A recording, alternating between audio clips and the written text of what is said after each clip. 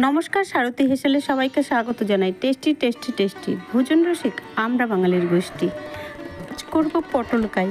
দেখো, এইভাবে পটলগুলোকে প্রথমে মাঝখান দিয়ে চিড়ে চিড়ে তারপরে রেখে দিয়ে চামচের সাহায্যে এমন করে আস্তে ভিতরের নরম অংশটা তুলে নিতে হবে।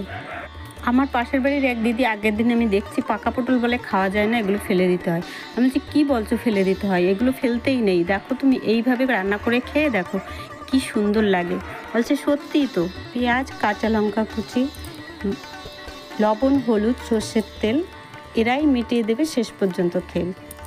ব্যাস, এবার কড়াই গরম হয়ে গেছে। ঝপাঝপ করে পেঁয়াজ মহাশয় নেমে পড়ল মাঠে।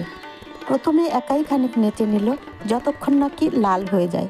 পেঁয়াজ বলল, আয়না ভাই লঙ্কা, আমরাই বাজাবো স্বাদের ডঙ্কা। তাই না দেখে পটল বাবু বলল, তোদের ছেড়ে থাকতে পারে কি কবু? এইবার আমিও তোদের সঙ্গে নাচবো। এবার তিনজনে মিলে সেই নাচের ঘটা খুব জমিয়ে নেচে নিল খানিক। এরপরে নেমে পড়ল লবণ আর হলুদ, আমরা ছাড়া সবাই লাগে বলুদ। একদিন আমার ভাইপো আর আমার মেয়েকে ভাত মেখে দিচ্ছিলাম। তখন আমার ভাইপো জিজ্ঞেস করছে, পিসি এটা কি রান্না করেছে? আমার মেয়ে তো জানে, সে বললই না কিছুতে। রান্না তো আমার হলো শেষ, চলে এসো কে কে খাবে, সবাই এলে হবে বেশ।